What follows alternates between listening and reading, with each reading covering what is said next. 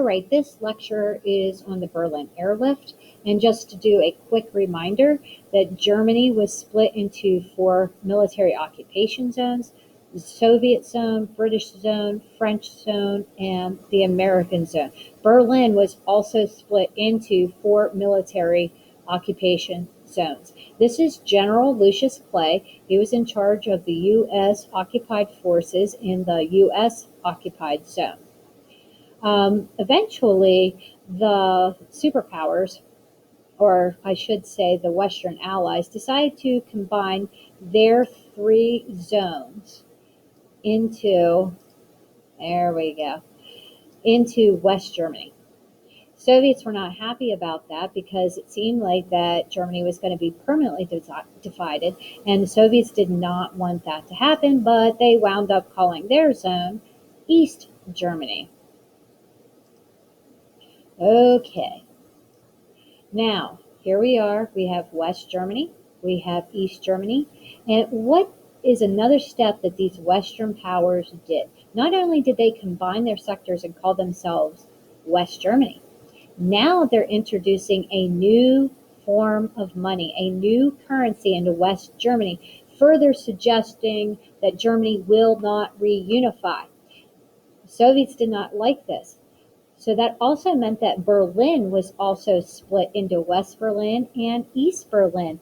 And West Berlin will become an escape route for many Eastern Europeans. Remember, East Europe they are satellite nations. They are communist. And so people did not want to live under communism. So all they had to do was go to East Germany and go right to Berlin, and they can walk right into West Berlin. There was no wall in this point in history. Berlin was very fluid, very free. People could work in East Berlin and live in West Berlin and vice versa. So it was very easy to go to West Berlin, and thousands escaped the Eastern European countries that way. So Stalin didn't like that, and as soon as these guys introduced a new currency into West Germany, the Soviets decided to put a blockade around West Berlin. Now, Lucius Clay, remember, he's the general in charge of the U.S. occupied area, and he says, let's just plow right through that blockade. We'll show those Soviets. Truman's like, no way, Jose. This is going to cause World War III.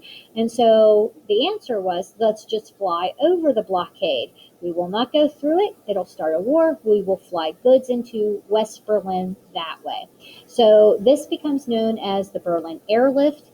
This will continue for about 15 months.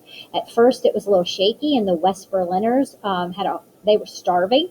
We couldn't get enough food, medicine, clothing, coal, fuel into West Berlin, but eventually we would improve our flight path. So there's 2 flight paths in, 1 flight path out, and there were planes taking off and landing about every 3 minutes. That's how in sync it became.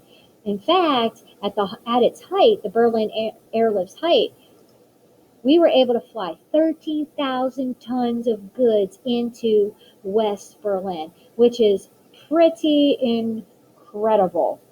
Eventually, in May of 1949, Stalin would give up his blockade, and Americans and the British continued to fly in goods for another 3 months just to build up the supplies in West Berlin. We didn't go into World War III, and West Berlin remained free. It remained part of West Germany. So West Berlin is still going to be a pain in the butt to the Soviets and the East Germans.